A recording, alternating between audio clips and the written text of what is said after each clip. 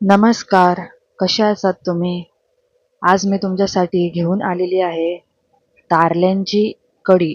तारले हे एक छोटे मासे असतात समुद्रातले. त्यांच्यावरती भरपूर खवळ असतात. ते साफ करावे लागतात. आता इथे बघा मी तारले साफ करून घेतलेले आहेत आणि त्याच्यात मीठ घालून घेतलेलं आहे. ही मोठे मासे दिसत आहेत ते करली आहे. ते पण साफ केलेले आहेत. त्याच्यानंतर कढीसाठी इथे मी अर्धा नारळ खोबरं घेतलेलं आहे. त्याच्यात मी सुक्या मिरच्या, धणे, हळद आणि घरगुती लाल तिखट घेतलेला आहे, जो आम्ही घरी बनवलेला आहे, कोकणी मसाला तो. आणि त्याच्यानंतर मग मी त्याच्यात तिरफळं घातलेली आहे आणि छानपैकी मिक्सरला गरम पाणी घालून वाटून घेतलेलं आहे.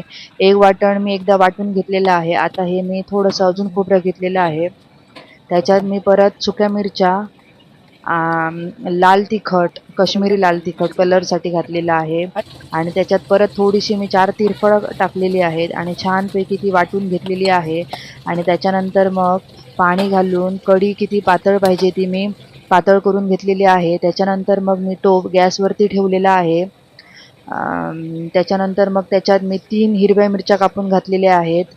चिंच, मीठ आणि कोकम घालून छानपैकी कढी उकळून घेतलेली आहे. त्याच्यानंतर मग मी त्याच्यात आपली जी तारली आहे ती घालून घेतलेली आहे आणि तारली छानपैकी उकळू द्यायची आहे. आणि नंतर मग त्याच्यात ओली कोथिंबीर घालून घेतलेली आहे. आपली कढी ही तयार झालेली आहे. इथे आता बघा कढी सोबत खायला उकडा भात केलेला आहे. त्याच्यानंतर मग कर्ली फ्राय करून घेतलेली आहे.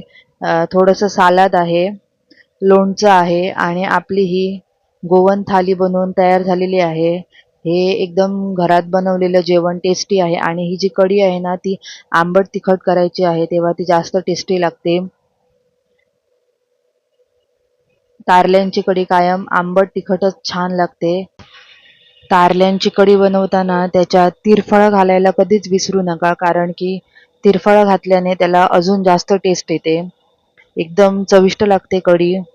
आणि काल आम्ही ती ओली तिरफळं आणलेली, त्याच्यामुळे कढी एवढी टेस्टी झालेली माहिती आहे. मस्त झालेली कढी. खूप दिवसांनी श्रावण संपल्यानंतर कारल्यांची कढी पहिल्यांदाच आम्ही खाल्ली होती आणि आम्हाला खरंच खूप आवडते. तुम्हाला जर हा व्हिडिओ आवडला असेल तर व्हिडिओला लाईक करा, चॅनलला सबस्क्राईब करा आणि व्हिडिओ शेअर करायला विसरू नका. धन्यवाद.